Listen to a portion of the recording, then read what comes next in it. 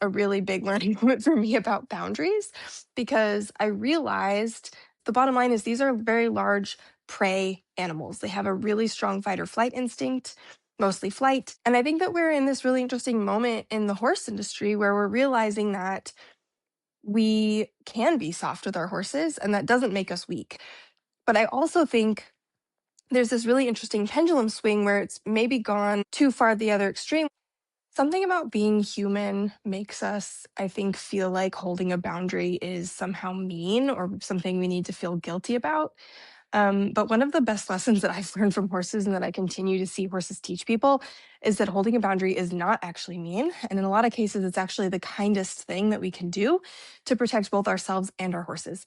So that's what we're going to be talking about today. I am at home because I am not working at the barn today. I am being a mom to children. And so I have just a couple minutes to go over this with you. But I think it's something really important to talk about because I see it all the time, and I've been seeing it a lot lately, and I just wanna really, kinda dive into this a little bit, and I wanna, start by saying this is a very nuanced conversation, and I wanna be really careful here to make sure that it's very, very clear from the beginning that harsh, um, punishment of horses, harsh treatment of horses, abuse of horses is absolutely never acceptable under any circumstances. And that is not the same thing as a boundary. This is a whole different thing we're talking about here. And I just want to be really clear about that from the beginning. But I do think it's worth talking about because I think that there's this really interesting thing happening in the horse world right now where for a really long time, cowboy culture prevailed, right? It was about get it done, work harder, cowboy up, no fair weather riders. Harsh methods were kind of seen as the norm. And if you didn't use those methods, sometimes it was seen as that you were like weak or not good enough or something along those lines. And I think that we're in this really interesting moment in the horse industry where we're realizing that we can be soft with our horses and that doesn't make us weak and that we can kind of treat them as partners or as friends, and that doesn't take away from their ability to be performance horses or to do their jobs or any of those things. But I also think there's this really interesting pendulum swing where it's maybe gone in some cases too far the other extreme where people are worried about hurting their horse's feelings or they're worried about um, just any kind of discomfort for their horse. And I want to be really clear again, discomfort and pain are not the same thing here, right? But I think that this fear of kind of hurting our horse's feelings or putting them inconveniencing them, putting them in any kind of discomfort comes from a really good place of being extra cautious and being empathetic and caring for our horses and loving our horses. But if you look at horses and how they treat each other, they don't coddle each other the way that we do as people, right? Like they don't go hurt each other for no reason either, like we do as people, right? Like there are people that are, violent humans that hurt each other. And horses don't do that without really good reason. But, if one horse crosses the boundaries of another horse, that doesn't come without some kind of pushback, right? And that starts generally as very quiet, subtle pushback, and it might escalate to bigger and bigger pushback. Also, if you watch the lead horse in the herd, that horse often gets the most physical testing and pushing because the rest of the horses need to know that they're able to defend, that lead horse is able to defend them against predators or other herds that might come in or whatever else may happen in the world. And they need to know that that horse is awake and alert and paying attention. And so this is really commonplace for horses. Now, of course, I know what you're probably thinking is that we're not horses. And I think our horses clearly, absolutely know that we are not horses. And so we don't have to have a horse relationship with our horses. But I do think it's really important for us to understand that they don't see us the way that other humans see us. So they're not sitting there thinking like, oh, that was really weird that my mom held that boundary or that my person held that boundary. And like, that was so uncomfortable the way that she told me no. And like, now I'm embarrassed and I feel bad about it. Like they're not ruminating on things like that the way that we do when the event is already over. They don't keep continuing to replay it in their mind and tell stories. And equally, they know that we're not horses. And so they're not looking for us to act exactly like horses with them. And so there's this really interesting kind of nebulous gray area that can be really hard to understand. How do we hold a boundary with our horses in a way that keeps us all safer without having to get us into a situation that somebody is actually hurt, because the bottom line is these are very large prey animals. They have a really strong fight or flight instinct, mostly flight, and they certainly can do a lot of harm to us unintentionally. I got kicked by a 2-year-old years and years ago, because she spooked at something completely, like, it didn't have anything to do with me. She spooked and took off and kicked out, and I happened to be standing in the wrong spot. And she was 2 and didn't know where her body was.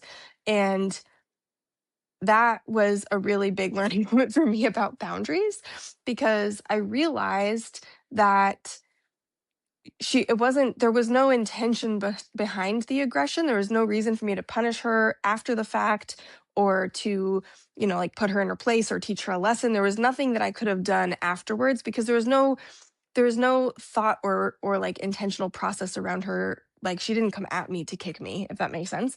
What was happening was that she was reacting to something in the world, and what I should have done if I had been more equipped as a horse handler at that time is I should have prevented it from getting to that place with good boundaries. So the boundaries are a prevention with our horses to stop a process before it gets to a place of extreme fight or flight or panic or retaliation or whatever that may look like. And so this is what I want you to think about is, when you're working with your horse, how can you set a clear, consistent, predictable boundary around your safety, your emotional safety, your horse's emotional safety, that creates a better, more trustworthy bond? And what are some ways that might look like? So I'm going to give you some examples to help you out. And if you keep watching this channel, on Wednesday, I will be coming out with a video from the barn where I'm actually going to demonstrate some exercises that you can do to practice these things. But I'm going to talk quickly right now about a few things that are really helpful in implementing those boundaries with our horses. So the big one that I think about a lot is being able to send your horse away and then invite them into your space. So being really clear with your horse between, this is snuggle cuddle time and we're going to be affectionate, and then this is time that we're focusing on something, and you are no longer welcome to come in for hugs and snuggles. Doesn't mean I don't love you, right? Like, this is the human part, right? The human part of us says, if I say no to hugs and snuggles, they're going to think I don't love them and that I never want to snuggle them. And that's going to be terrible. And that's going to be bad for a relationship. And that is the furthest thing from the truth. What's actually happening when you say, now is not a good time for me, like, wait over there and, I'm going to complete this task or whatever, and then we'll snuggle. That communication moment with your horse actually deepens your relationship, because now your horse is no longer guessing. They're no longer wondering why you're sometimes available and sometimes not available, and sometimes you want to snuggle and sometimes you get in trouble for it. They just understand there's this clear, this is the time for snuggling and this is the time for not snuggling. Same with hand grazing, right? We don't want our horses pulling us all over the place every time they see grass. If we're taking our horse hand grazing, there needs to be a really clear signal to our horse that this is your opportunity to hand graze. And when we're done, we're finished. And there's no negotiating. There's no pulling me around to the next spot. If you pull me to the next spot, you're not going to get an opportunity to graze. The opportunity comes when I say this is time for that activity. So one really big thing you can practice is just trying to set the tone with your horse. And this can come in something as simple as your body language. So if I come into my horse's pen and I'm big and kind of alert, and I look kind of like I'm up to business, and I have a mission, I'm doing something intentional, I expect for my horse to understand that this is work time and we're getting things done. And if I come in and I'm kind of soft and I'm moving slowly and I'm sort of relaxed, and my mannerisms are more like thoughtful and slower, that can kind of signal to my horse that, like, I'm actually not in a big rush, and we can this can be a time to snuggle or to hand graze or to take our time doing whatever we're doing. And I have a lot of practice doing this, but what I would encourage you to do is just practice differentiating between those and try not to mix them. So be really consistent. This consistency is also what builds a lot of trust between you and your horse, because your horse can take one glance at you and know immediately what you're expecting of them. And that builds a deeper relationship and trust in and of itself. So practice the difference. When you're going to ask something of your horse, take yourself a little bit more seriously. Hold yourself like you have a plan. Be kind of, embody the person in charge. When you are on, endless time and you have some time to just relax and to hang out with your horse, soften, let yourself kind of relax in your body and your mannerisms and your speech, even, and kind of send the signal to your horse that this is a time for us to relax together. One really helpful thing is I find a lot of people have a hard time with this mode of relaxing and then putting it immediately into a more business affect. And so, one thing that I found really helpful recently is this idea of almost kind of channeling somebody. So, before you even go into your horse's stall, this is your homework between now and Wednesday when the groundwork video comes out, or if you're watching this in the future, I guess you can just go watch it right away. But the idea is to take a moment before you even approach your horse and decide, what am I coming in with the intention of? Is this a moment that I am just going in to bond and connect? Or is this a moment that I'm going in because I have things to get done? We're getting ready for a lesson. We're going on a ride. I'm taking them to the turnout so I can come back and clean their stall, whatever that looks like, whatever your plan is. Do I have a plan right now that I need to set in motion? Or is this a time that I can just kind of enjoy my horse and connect?